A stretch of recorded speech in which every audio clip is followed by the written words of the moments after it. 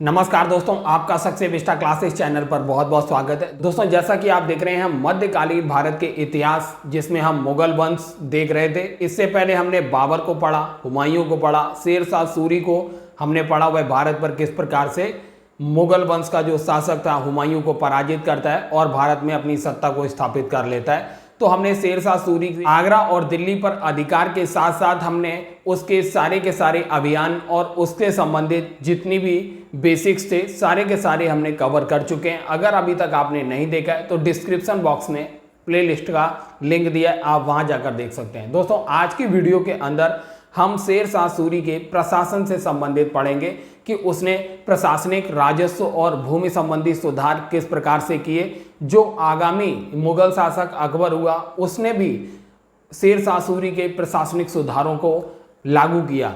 तो आइए दोस्तों देखते हैं शेर शाह सूरी से संबंधित प्रशासनिक और राजस्व संबंधित जो उसने सुधार किए उनको।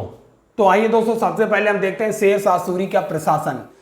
तो केंद्रीय सत्ता जो होती थी, केंद्रीय सत्ता का प्रमुख जो होता था वह राजा अर्थात शेर शाह सूरी स्वयं होता था। लेकिन इसके बावजूद भी, जो कि जैसा कि हम आपको बता चुके हैं, बंगाल से लेकर सिंध तक साम्राज्य शेर शाह सूरी का विस्तृत था। तो इतने बड़े साम्राज्य को संभालने के लिए वह अकेला पर्याप्त नहीं था। इसलिए उसने अपने साम्राज्य को प्रांतों में और प्रांतों को उसने स्थानीय प्रशासन, स्थानीय निकायों में विभक्त किया था, जिसमें सरकार, परगना और ग्राम आते थे। और प्रशासन की जो सबसे छोटी इकाई थी वह ग्राम थी।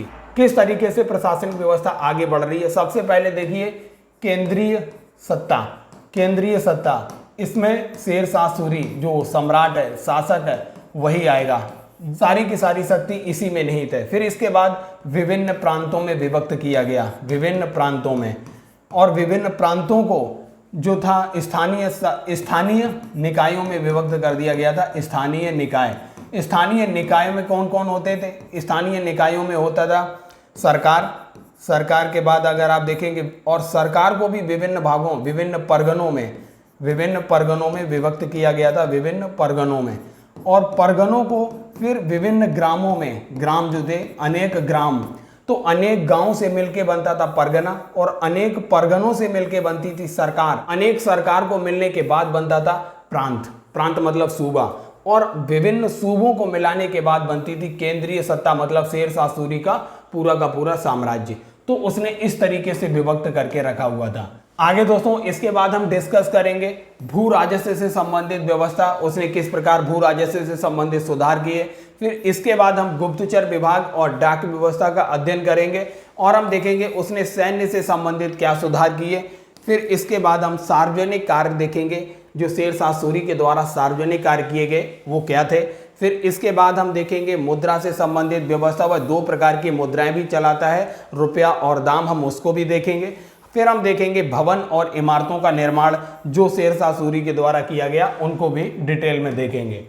तो आइए दोस्तों देखते हैं। सबसे पहले शेर शाह सूरी जो था पूर्णतया एक तंत्रात्मक शासन पद्धति में विश्वास करता था। जो केंद्रीय सत्ता का प्रमुख था वह शेर शाह सूरी था। इसका अर्थ यही है, एक तंत्रात्मक शासन पद्धति। इसमें देखेंगे आप, जो न्यायपालिका है, कार्यपालिका है एवं सैनिक मामले जो थे, ये तीनों के तीनों मामले शेर शाह सूरी के अंतर्गत आते थे। लेकिन विशाल साम्राज्य होने की वजह से उसको कुछ सहयोग की आवश्यकता तो थी, इसलिए उसने अपने कुछ प्रमुख विभागों का भी निर्माण किया था। हम सबसे पहले उन विभागों को देखते हैं, ये कई बार आपसे पूछे जाते हैं। दीवाने वजारत, दीवाने वजारत जो था ये आर्थिक मामलों की देखरेख करता था। ये कई बार आपसे टर्मिनोलॉजी दी जाती है, दीवाने वजारत किससे संबंधित था? तो याद रखिए, ये आर्थिक मामलों की देखरेख करने से संबंधित था, ये दीवाने वजारत। और इसका जो मुखिया होता था, इसका जो अध्यक्ष अधिकारी होता था, वो उसको वजीर कहते थे। तो 2 पॉइंट याद रखिए, दीवाने वजारत आर्थिक मामलों से संबंधित है, और इसका जो मुखिया अध्यक्ष होता था उसे हम वजीर के नाम से जानते थे। अब देखते हैं अगला जो था दीवाने आरिज। दूसरा विभाग जो था दीवाने आरिज। दीवाने आरिज जो था, ये इसका प्रमुख अधिकारी जो होता था आरिज ए मुमालिक था, और ये सैन्य से संबंधित कार्य करता था। आरिज ए मुमालिक, दीवाने आरिज, आरिज का मतलब हुआ सैन्य, तो जो सैन्य मामलों से संबंधित विभाग था वह दीवाने आरिज था। इसका मुखिया आरिज ए मुमालिक था। और ये सैन्य संबंधी कार्य करता था। अगर देखेंगे आप, ये सैनिकों की भर्ती नहीं करता था। ये पॉइंट इंपॉर्टेंट है, क्योंकि कई बार दीवाने आरिज में जो पीसीएस जैसे एग्जाम होते हैं उसमें ऑप्शंस दिए होते हैं, दीवाने आरिज सैनिकों की भर्ती करता था। अगर ये ऑप्शन आएगा तो ये गलत होगा, क्योंकि दीवाने आरिज विभाग जो था ये सैनिकों की भर्ती नहीं करता था। तो इतने पॉइंट जो हैं दीवाने आरिज से संबंधित हैं। अब अगला विभाग जो है दीवाने रिसालत।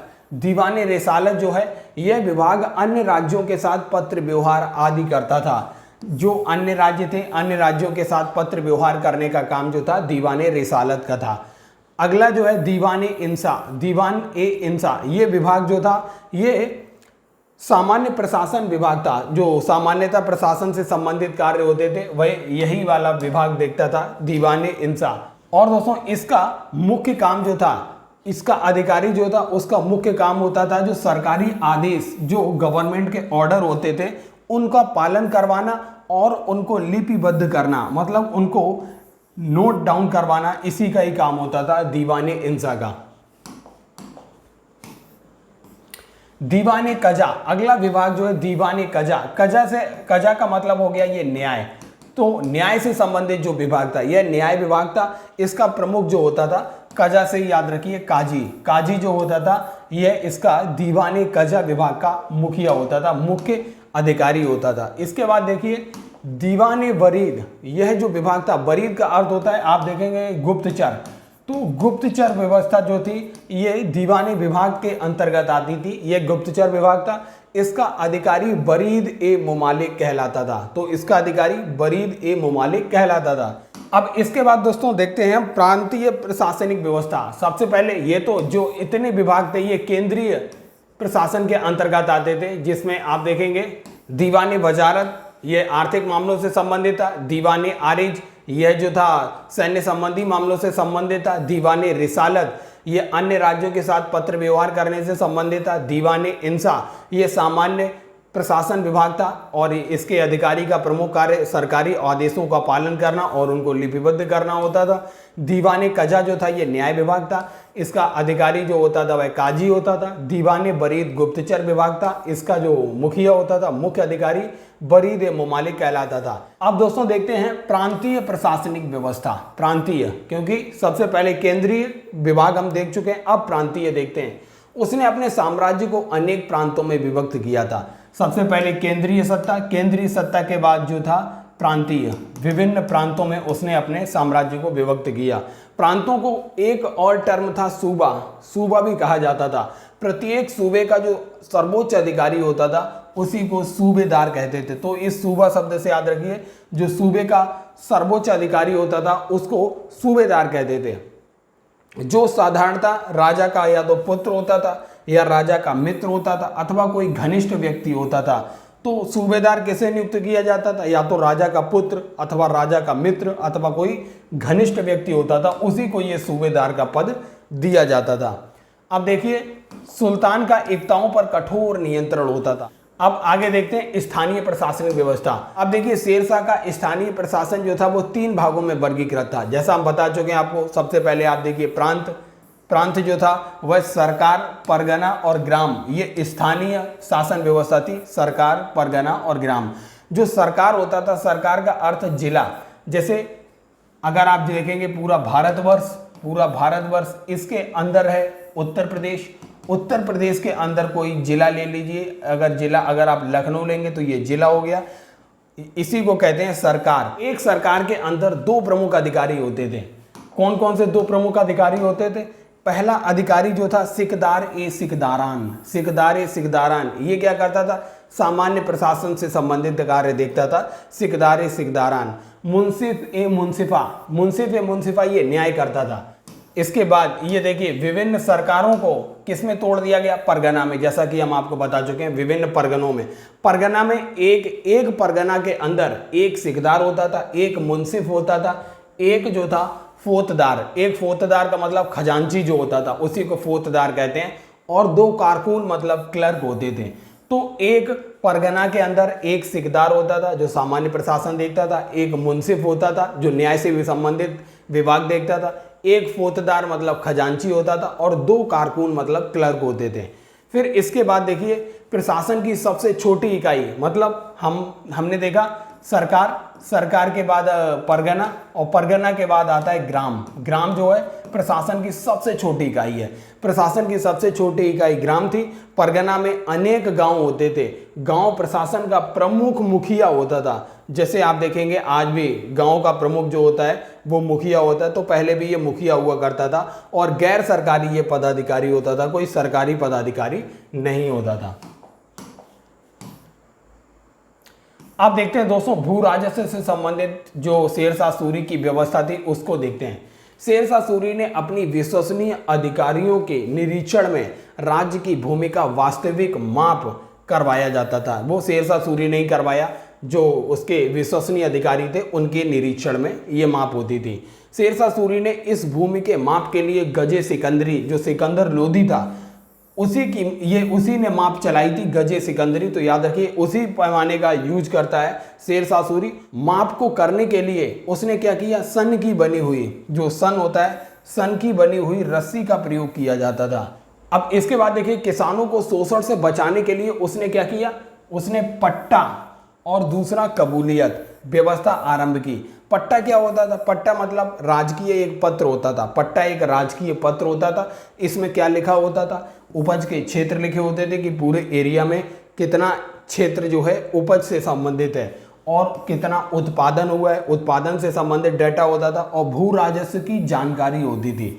भू राजस्व तो 3 चीजें होती थी इसमें, उपज के क्षेत्र, उत्पादन से संबंधित जानकारी और भू राजस्व की जानकारी होती थी इस पट्टा में। और कबूलियत क्या होता था, कबूलियत किसानों से लिया जाने वाला ये सहमति पत्र था, क्योंकि किसानों की बिना सहमति के ये लगान वसूल नहीं होता था। तो याद रखिए ये सहमति पत्र, कबूलियत नामा उनसे पहले ही ले लिया जाता था। तो पट्टा और कबूलियत ये 2 टर्म जो हैं भू राजस्व से संबंधित काफ़ी इंपॉर्टेंट हैं। अब अगला जो पॉइंट है, शेरशाह की लगान व्यवस्था मुख्य रूप से रैयतवाड़ी थी। दोस्तों रैयत का अर्थ क्या होता है, रैयत का सीधा अर्थ ही होता है किसान। तो जो लगान व्यवस्था में डायरेक्ट किसानों से टैक्स वसूला जाता था उसी को कहते हैं रैयतवाड़ी व्यवस्था। तो याद रखिए शेरशाह की जो लगान व्यवस्था थी वह रैयतवाड़ी थी। लगान जो था वो 2 तरीके से लिया जाता था, या तो अगर आप नगद दे सकते हो तो नगद दीजिए, नहीं तो आप अनाज के रूप में भी दे सकते थे। शेरशाह सूरी ने ये सहूलियत दी थी, लेकिन प्रायिकता जो थी वह नगद को दी जाती थी, नगद में ही देना होता था। अगर आपकी मजबूरी है तब आप अनाज में दे सकते हो। अगला जो भूमि से संबंधित है, भूमि सुधार से संबंधित है। शेरशाह के समय भूमि की किस्म एवं फसलों के आधार पर उत्पादन का औसत निकलवाया जाता था और उसके बाद उत्पादन का 1/3 भाग कर के रूप में वसूला जाता था। तो याद रखिए वह भूमि की किस्म एवं फसलों के आधार पर उत्पादन का एवरेज निकलवाता था, फिर उसके बाद 1/3 भाग जो था कर के रूप में वसूला जाता था। लगान के अतिरिक्त जो 2 टैक्स लिए जाते थे उसमें एक जरीमाना मतलब सर्वेक्षण टैक्स था और दूसरा टैक्स जो था महासेलाना टैक्स था। ये कर संग्रह से संबंधित शुल्क था। तो जो भू राजस्व का जितना टैक्स होता था, जैसे भू राजस्व जितना था 1/3, इसी 1/3 का 2.5% जो था ये जरीमाना टैक्स वसूला जाता था और इसी 1/3 का महासेलाना कर संग्रह शुल्क वसूला जाता था। तो ये 5% था भू राजस्व का। तो ये 2 एक्स्ट्रा टैक्स थे, इनका टर्मिनोलॉजी याद रखिए। इसका पहला टैक्स जो था जरीमाना टैक्स, ये सर्वेक्षण शुल्क था, और दूसरा था महासेलाना टैक्स, ये जो था कर संग्रह से संबंधित शुल्क था। अब दोस्तों देखते हैं शेरशाह सूरी की गुप्तचर व्यवस्था। गुप्तचर विभाग एवं डाक व्यवस्था। संपूर्ण राज्य में सरायों, बाजारों व अन्य स्थानों पर गुप्तचर नियुक्त किए जाते थे। तो संपूर्ण राज्य में सराय बनाई जाती थी, बाजार बनवाए गए और अन्य स्थानों पर गुप्तचर नियुक्त भी किए जाते थे। गुप्तचर किस लिए नियुक्त होते थे इसको देखते हैं। देश के प्रत्येक भाग से रोज शासक को खबर पहुंचाने के लिए इस विभाग को बड़ी संख्या में घोड़ों की जरूरत भी होती थी। किसे? गुप्तचर को। किस लिए? शासक को प्रत्येक पल की खबर पहुंचाने के लिए, इसीलिए ये गुप्तचर भी रखे जाते थे। अब आइए देखते हैं अगला पॉइंट जो है। अब दोस्तों सैन्य व्यवस्था से संबंधित पॉइंट देखते हैं। शेरशाह सूरी की जो सेना थी काफी विशाल थी। उसने क्या किया, उस सेना में जो अलाउद्दीन खिलजी था, अलाउद्दीन खिलजी ने घोड़ों को दागने एवं सैनिकों की हुलिया लिखने का जो प्रथा चलाई थी उसी को पुनर्जीवित कर देता है शेरशाह सूरी।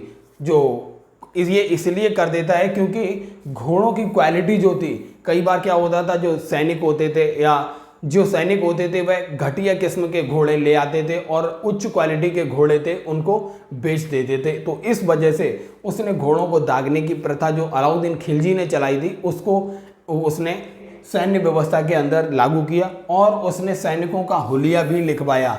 तो याद रखिए, जो सैनिकों का हुलिया होता था ये भी अलाउद्दीन खिलजी ने शुरू किया था, ये भी उसने एक्सेप्ट किया शेरशाह सूरी ने।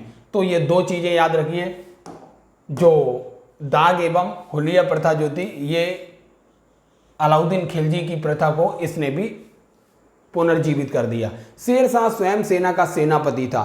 शेरशाह जो था स्वयं सेना का सेनापति था। सैनिकों की योग्यता के आधार पर उनका वेतन दिया जाता था। तो ये पॉइंट याद रखिए, शेरशाह स्वयं सेनापति था और सैनिकों की योग्यता के आधार पर उनको वेतन दिया जाता था। अब देखिए उसकी सेना की विशालता।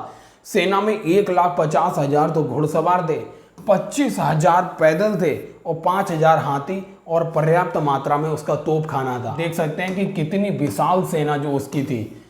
इसके बाद उसने कुछ सार्वजनिक कार्य भी किए। हम देखते हैं उन सार्वजनिक कार्यों को। उसने अनेक सड़कों का निर्माण कराया और विभिन्न सड़कों की उसने मरम्मत भी कराई और यात्रियों के ठहरने के लिए उसने सरायों का निर्माण कराया। अब देखिए उसके द्वारा जो महत्वपूर्ण 4 सड़कें बनवाई गई, हम सबसे पहले उनको आपको पॉइंट आउट करा देते हैं। वह 4 सड़कें कौन सी थी। पहली सड़क देखिए, उसने बंगाल में सोनार गांव से लेकर जो दिल्ली होते हुए लाहौर तक होती हुई पंजाब में अटक तक जाती है, ये वाली जो है पहली सड़क है। इसी को ग्रांड ट्रंक रोड हम देखेंगे नाम कैसे पड़ा आगे चलकर। तो ये याद रखिए, ये पहली उसकी सड़क थी। और दूसरी सड़क जो थी, दूसरी सड़क आगरा से लेके बुरहानपुर तक, ये दूसरी सड़क थी। ये दूसरी सड़क थी जो शेरशाह सूरी के द्वारा बनवाई गई आगरा से लेके बुरहानपुर तक। अब देखते हैं तीसरी सड़क जो बनवाई गई शेरशाह सूरी के द्वारा। तीसरी सड़क आगरा से लेके जोधपुर होती हुई चित्तौड़ तक जाती थी। ये तीसरी सड़क थी जो शेरशाह सूरी के द्वारा बनाई गई। और चौथी सड़क जो थी लाहौर से लेके मुल्तान तक जाती थी। तो इसने सड़क निर्माण में काफ़ी ज़्यादा महत्वपूर्ण योगदान दिया। तो चौथी सड़क लाहौर से मुल्तान तक थी। सबसे पहले आगे चलकर जो लॉर्ड ऑकलैंड था, लॉर्ड ऑकलैंड ने ही इसे जीटी रोड कहकर पुकारा, ग्रांड ट्रंक रोड। किसने? लॉर्ड ऑकलैंड ने। यह भी कई बार पूछ लिया जाता है। शेरशाह ने इन मार्गों में 1700 सराएं बनवाई थी यात्रियों के ठहरने के लिए। इसने सराएं भी बनवाई, 1700 सराएं बनवाई थी। तो दोस्तों आप देख सकते हैं इसने काफी उच्च कोटि के सार्वजनिक कार्य भी किए। अगला पॉइंट देखिए, मुद्रा व्यवस्था से संबंधित। दोस्तों इसने 2 प्रमुख सिक्के चलाए, एक रुपया चलाया, दूसरा दाम चलाया। जो रुपया था वो 180 ग्रेन का शुद्ध चांदी का सिक्का था, वहीं जो दाम था वह 380 ग्रेन का शुद्ध तांबे का सिक्का था। तो ये 2 पॉइंट याद रखिए, चांदी जो था वो रुपया था और तांबा जो था वह दाम था। रूपा, आप रूपक से ही समझ सकते हैं, रूपक जो होता है ये चांदी का ही पर्यायवाची होता है। तो याद रखिए रुपया जो था ये चांदी था और दाम जो था वह तांबे का था। शेरशाह सूरी ने अपना नाम, पद एवं टकसाल का नाम अरबी एवं देवनागरी लिपि में भी खुदवाया। इन सिक्कों के ऊपर अपना नाम, पद का नाम, टकसाल का नाम और अरबी एवं देवनागरी लिपि में उसने ये खुदवाए। इसके बाद उसने चांदी, अगर आप देखेंगे एक चांदी के रुपए का जो मूल्य होता था वह 64 तांबों के दाम के बराबर था। मतलब जो रुपया और अगर आप दाम का रेशियो निकालेंगे तो 1:64 का अनुपात आएगा। मतलब एक चांदी का रुपया 64 तांबे के दाम के बराबर उसका मूल्य होता था। अब देखते हैं उसने कुछ भवनें और इमारतों का भी निर्माण कराया। इसमें शेरशाह सूरी ने हुमायूं के द्वारा निर्मित जो दीन पना था उसको वह तोड़वा देता है और उसी के ध्वंसावशेषों पर क्या करता है, वह दिल्ली में पुराने किले का निर्माण करवाता है। तो पॉइंट याद रखिए, दीन पना को तोड़ के उसी के ध्वंसावशेषों पे उसने पुराने किले का निर्माण करवाया था। अगला पॉइंट है, उसने पुराने दिल्ली के जो पुराना किला था उसी के अंदर किला ए कोहना नामक मस्जिद का निर्माण भी कराया इसी पुराने किले के अंदर। तो ये मस्जिद भी याद रखिए, किला ए कोहना मस्जिद का निर्माण किसने कराया? शेरशाह सूरी ने। और पुराने किले का निर्माण किसने कराया? वो भी शेरशाह सूरी ने। ये भी पॉइंट कई बार आपसे पूछा जाता है।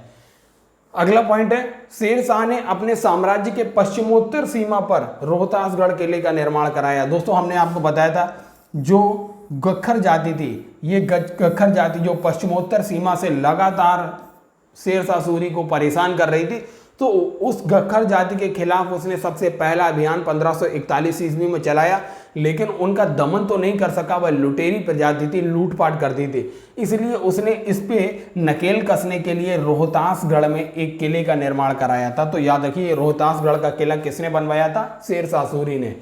अब देखते हैं अगला बिंदु, शेर शाह का मकबरा कहाँ पर स्थित है? शेर शाह का मकबरा जो है सासाराम में स्थित है। ये भी कई बार आपसे पूछा गया, शेर शाह का मकबरा कहाँ पर है? सासाराम के अंदर। कनिंघम जो है, ये इतिहासकार कनिंघम कहता है शेर शाह के मकबरे को उसने ताजमहल से भी सुंदर बताया। तो कई बार ये पॉइंट पूछ लिया जाता है कि किस इतिहासकार ने बोला है कि जो सासाराम में बना शेर शाह सूरी का मकबरा जो है वह ताजमहल से भी ज़्यादा सुंदर है। तो दोस्तों आपने देखा, ये हमने शेर शाह सूरी से संबंधित जो प्रशासन व्यवस्था थी उसकी, चाहे वह सैन्य व्यवस्था हो, सार्वजनिक कार्य हो, मुद्रा व्यवस्था हो, भवन व इमारत हो, गुप्तचर विभाग हो, भू राजस्व व्यवस्था हो, अथवा उसके प्रांत को विभिन्न भागों में तोड़कर प्रशासन शासन व्यवस्था को चलाना हो, सारा का सारा हमने डिटेल में देखा। आपके जितने भी एग्जाम होते हैं, चाहे वह यूपी पीसीएस हो अथवा किसी भी स्टेट का पीसीएस हो अथवा सिविल सर्विस का एग्जाम हो, प्रशासन से संबंधित जो शेर शाह सूरी के प्रश्न होते हैं आपके इसी वीडियो के अंदर से आने वाले हैं। तो दोस्तों सक्सेस विस्टा क्लासेस का जो ये वीडियो श्रृंखला है मध्यकालीन भारत के इतिहास की, इसको लगातार देखते रहिए और इसको शेयर करते रहिए। धन्यवाद।